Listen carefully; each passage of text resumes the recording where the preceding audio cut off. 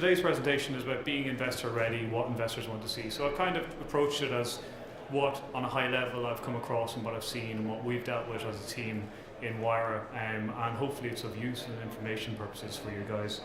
So, being investor ready. The agenda that I'm going to go through is who is Wayra, who am I, fundraising basics, it's a process basically, and the preparation, investor ready pack, investor targeting and closing the deal. May feel like I'm going through it at a speed. The reason is it's 20 minutes. There's an awful lot that you could go through talking about investor ready. I'll do my best to cover all of it and get through it. But reach out to me. You'll see my email at the end if you want a copy of these slides. I'm very happy to share with you guys. So who is Wayra?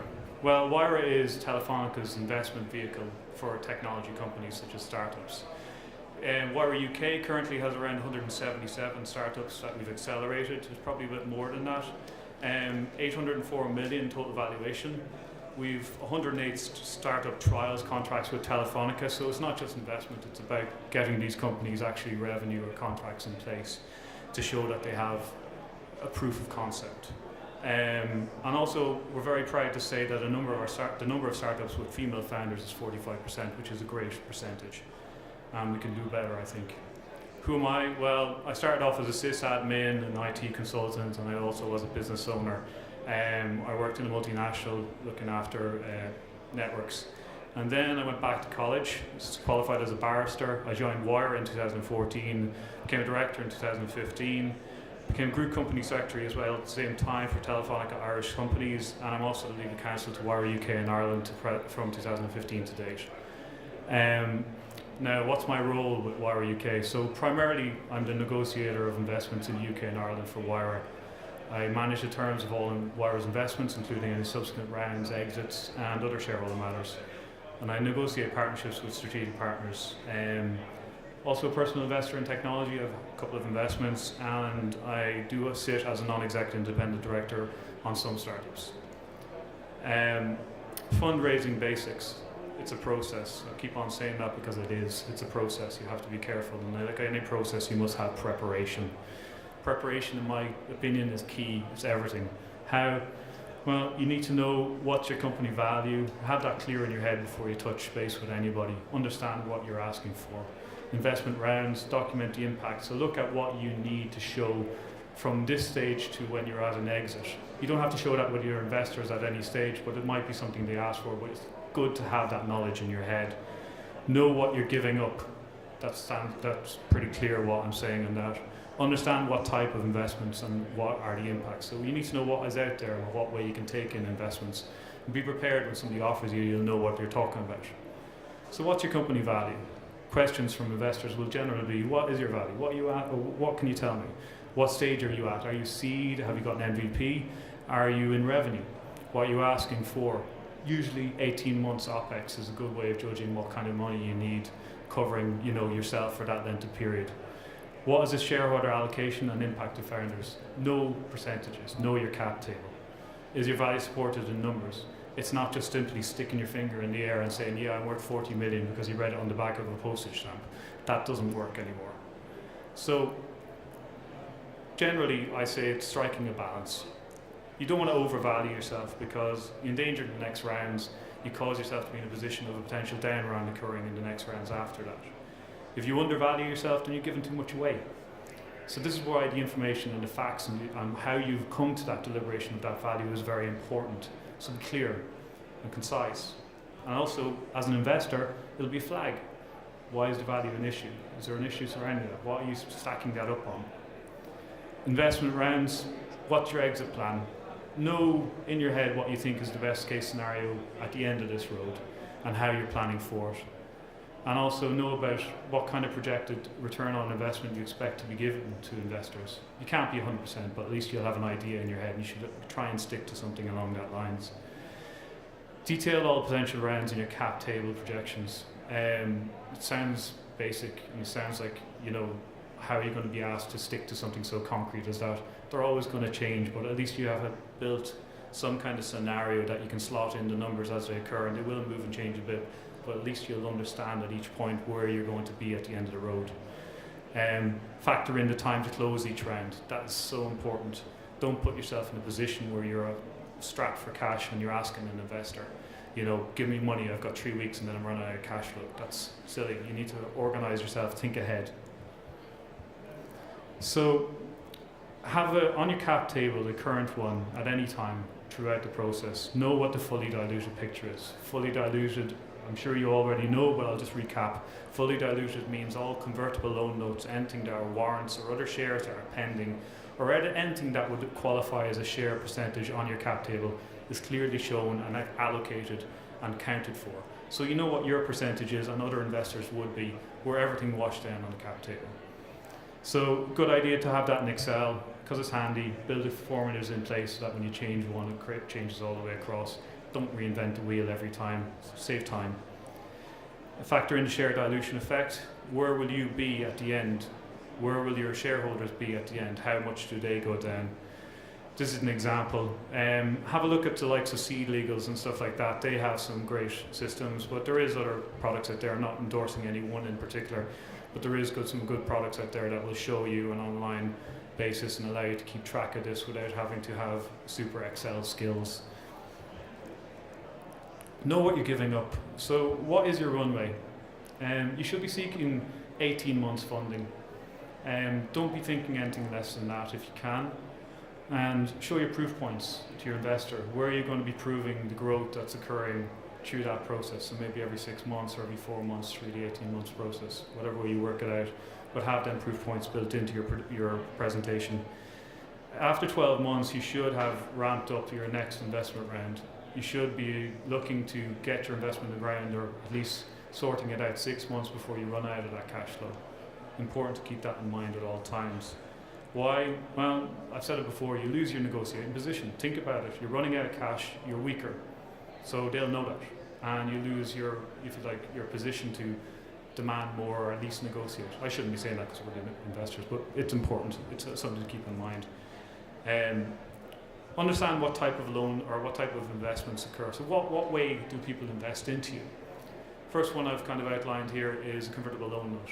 Convertible loan note means investor gives you 200k. You issue an IOU. They're called loan notes for 200k to the investor. You don't have to, well, usually you don't have to pay it back, and they will convert, them loan notes will convert into shares on a given event. One being a triggered investment further down the path within a certain period of time. Or secondly, on a maturity date. This is when the loan notes will mature and they must convert into shares. Usually there's a discount on the value, so watch out for that. The standard is around 20%, but it can fluctuate. So keep an eye on what way the discount is occurring. That's one way that investors do come in. So one thing to know about convertible loan notes is they don't appear on the cap table until they've actually converted. So don't think you're going to be getting your investment and then you put them on the cap table and they'll suffer dilution in every round that hasn't hit a trigger. They don't. They sit and only when they convert do they appear on the cap table. Key points on them is to make sure you have a max conversion percentage, what they're capable of being converted to maximum, and minimum isn't too important on you. You'll want it to go down as much as you can. And maturity date is very important. You don't want that sitting in the ether forevermore. You want a date when it'll actually crystallize and become part of your cap table. Equity, this is basic straight investment, cash in, shares out. So say 200k in by an investor, your pre-money that's over your pre-money value. So 200k over, for example, 2 million, then they're entitled to 10%. They appear on your cap table immediately. The post-money value, you'll hear that floated around. Post-money is 2.2 million. So that's the 200 plus the 2. Sounds basic, but I'm just running over it. This will dilute all existing shareholders. They are diluted by all following rounds, unlike convertible loan notes. Now, the next one is a little unknown one, but it's one to watch out for. It seems to be getting a little bit of traction. It's called a rev share for equity. I think it's a good one. To be honest, my personal opinion is it's mutual benefit driven, and the only way to get shares is when they actually give you a revenue generating contract. So, investor intros you to a new client for a startup, which leads to a £1 million or €1 million contract for your startup. And then they charge a referral fee of maybe 10 or 20%, whatever is the negotiated fee. That becomes a debt owed by the startup to the investor. And rather than being paid back, what they'll do is they'll use that money as if it's credited shares and you're reimbursed in shares on the cap table. So there's no payment from the startup, you're just simply getting shares for the referral fee. And the only way they will get their shares is if you get a revenue generating contract, which you get your revenue from. It's something to balance out and be careful of. Understanding the next part is debt. This is just straight going to a bank, asking for money, making sure you can meet the prepayments. Watch out, always be careful what your prepayments are. Factor in that you can actually sustain the cash flow requirement and that you are in sufficient revenue to keep that going. Next one, investor ready pack. This is something I think is important. It's just building a kind of a pack that you have ready to roll out on demand to any investor. So 2 pitch decks are a good idea. I was speaking to Harry Davies earlier on. He mentioned that this is a good practice that he recommends to startups. So the first one is an email teaser deck that will go out to the potential investor. Doesn't have all the details, just tells them the basics. Second one is a full deck for presentation. You've got them in, you've got the discussion started, you start bringing them through it. Business plan, useful exercise but not always used by VCs. Depends on the VC, to be honest with you, but it's a good practice because you'll go through a lot of the process that is good information purposes for yourself and for those whenever you need to call upon it. Product roadmap, I'll go through that in a minute. Metric analysis and the dashboard, I'll go through that, and cash flow and budgeting projections, and up-to-date DD folder. So, for the pitch deck, this is something, when I studied as counsel, I used this for presenting to judges. It's basically a 30-second or 60-second way of getting the information across. So imagine you're making a phone call to your mother. You have 60 seconds to give her the high-level information on your startup. And also remember, your mum is not a tech guru, so you have to keep it plain, simple and basic. So 3 to 5 key bullet points. Outline with ease as a startup presentation. Get to the point. The first minute is key. Tell them what you're doing. Don't go overly verbose. Make sure it's clear, concise and to the point and not complex. God, the amount of times you get lost in analytics and all the keywords being thrown in, just make it clear map for them and then get into the detail if you need to. No answers, basically good ones to know what's your product, who the team is, what is your envisaged journey, who's your competition, what is your financial model, the net figures, the current sales, what is your company value, but only if you need to. Not all VCs need to know or want to know at this point. Also, you as a startup may not want to include evaluation in the document because that's more a negotiation factor that you might want to retain for a later stage. The next one is, have you any prior rounds or commitments? So do you have a round that's already gone through? Make sure you have the details relative to that and available fast. I'll skip on to the next bit. Right, business plan. These are a couple of high-level points that I would expect to see in a business plan. As I said, not everybody looks for them, but they're good to have them soundly put together. High-level description of the business, products and services, the market, business location and manner of doing business, management and governance, financial information, business strategy, and a business model. Sounds basic, but just go through the exercise. It's important. You want to have that information readily available without having to think too much about it.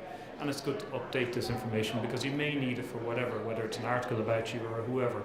All of it is very important and it counts towards your appearance to investors. Remember, they're investing in you, the founder, and the company. Product roadmap. So this is a good way of kind of proving out the concept of your startup. So identify the long-term wins. This might take some time. Who's a medium to large size contract that you're going to get or that you have or whatever. Just put it in some kind of concise form. Who you have, who you're going to go for. And how do you get them? Is an investor going to kick the door in? So strategically thinking, is this investor going to help you get to where you want for your contract? Short-term wins, these are important too. As a startup, you must want, well, most startups will want to have the scaling up and the proof of concept. So they'll want some multinational client or a large-scale client or a client generally to say, yes, I can hang my hat on that. This works. I've tested it. It's not full of bugs. It's not going to tear apart my system. Smaller revenue, people discard it. It's important. You have a client, you're driving in revenue. It's good to be able to say that. Metrics analysis. There's a number of different products available on online, and there's a number of companies that are giving you metrics. on the operational data. I think it's very important. It also is something that you can share with an investor, or you can take a snapshot of and show the trajectory of growth. Show your operational data in an easy display, not too complex. Keep it simple. If they need to dig down to detail, they can ask you. Tailor to the bespoke to your product and regularly update it, such as your KPIs should be displayed, your monthly recurring revenues, the trial contract conversion rates, retention of customers display, your revenue growth chart, and also build in some kind of history as well to show how you've gone up in what you've done, hopefully. Cash flow and budgeting clarity. Short-term cash flow plan, make sure you have that clear. You should have money to last you for 6 months minimum. That's important, not only from an insolvency purpose, speaking as a lawyer, to make sure you can meet your debts as they fall, but also, I know that sounds ludicrous with startups, I know everybody's always being tight to the line, but try your best to do that and try and budget for that, and that's why these rounds and planning for them 18 months in advance is very important. And stronger position for closing a round, and it shows forethought about building your company. If you've thought about 6 months from now, it shows you're strategic, you're planning. That's good to an investor. They'll want to see that you're actually planning. 18-month budgeting plan, detailing how you spend the money. What are you going to spend their money that they're investing into you? It becomes your money, yes, but you have an obligation to spend it on growth. They want to see some growth occurring. And when the next round comes in, that will dilute the percentage, so the value should go up. So they want to see how that's offset. The DD folder, I think, is a really, really constructive and probably underutilized thing that should be done by all startups. It doesn't take much work. It should be something that's maintained. Put a folder in a cloud, something that's easily shared and secure. Really, really secure. Index file on the front of it, detailing all the files that are stored in that folder. The company constitution, cert of incorporation, your IP assignments, who you've got them off, contributors, employees, contractors, board members, whoever, employment agreements, partnerships, all of them. Any transactional documents, you should have them available and ready, because that will shorten, streamline, and show that you're organized to an investor. That's what they want to see. If they ask for any more information, use that information to build your DD folder as it goes. It'll save you so much hassle, you'll feel much more comfortable, and it protects your company into the future because your IP is protected. All the other parts of it are clearly detailed. You've had contracts in place, all your confidentiality, all the rest. This all makes sense. Do it from the start, makes life easier. Investor targeting. Kind of went backwards and forwards in what is the best way over the last period of time for targeting for startups, to envisage the best way for them to approach it, or for you to approach it. Identify what are the benefits important to you and who best can deliver this. So show the investor how their investment will grow also. Remember, it's not just one-sided. You must think both sides of the fence in order to properly do this. Think about how this is going to grow for the investor and show them how you're going to do that. A walkthrough. Do they have access? When you're choosing your investor, this is consideration in your brain you should think about. Do they have access to help you with potential revenue generating contracts? So are they an industry investor? So it's not just cash. Funds to allow on each time topping up, such as EI, brilliant institution in Ireland. We're so lucky to have them. Another reason which makes them more than cash investors, whether they're acceleration services, I'm not just saying that because it's lawyer, network of partners, existing customers, which they can white label you to. That's important to take into consideration because these are door openers for your business. Cash plus others. Access to give you a proof of concept or trials to satisfy any first to market concerns for potential clients. That's important too. Or is there any other reason that you need to factor in? These should be going through your head. So be strategic and pick who you think is right. And one of the things we spoke about earlier, myself, Harry there, I'll mention them again, when you're identifying them and you're about to approach an investor, have a look at somebody who may not be an actual 100% fit for you to run through the process of how you're going to present what is key to you. You're presenting your information, because that's a good way of sussing out have you got it built right to sell it to get what you need back. So, okay, Go back here. Closing the deal, just practically steps wise.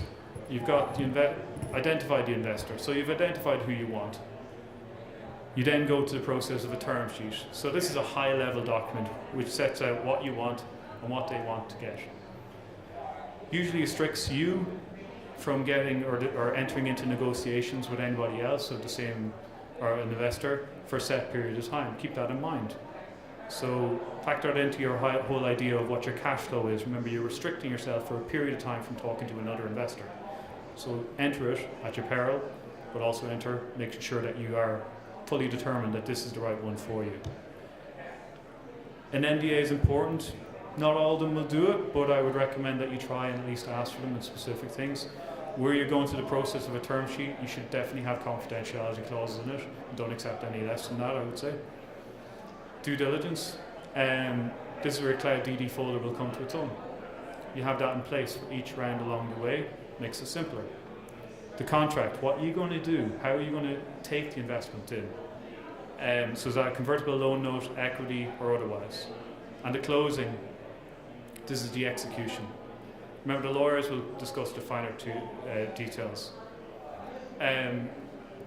Just I'll briefly jump through the last bit because I'm running out of time here. I said it was going to be hard to squeeze it all in. Seed early stage investors should look for limited consent rights at most.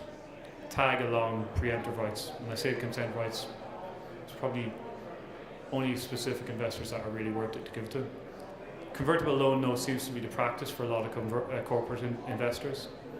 For the larger investors, these are the ones that are larger money, so they should expect a little bit more rights and protections around their money. Preferred shares, dividend, liquidation, board seat, consent rights, dragon tag, anti-dilution. These are the last top tips I'll just briefly go through and then I'll finish up. So the preparation is key. Get your investors ready, packed, done, and keep it up to date. Speak to 2 or 3 investors who aren't a fit, I spelled that well, before hitting on the ones who are. Feedback and model refining. Rejection is commonplace, so keep the funnel wide and keep chatting through the process with these people.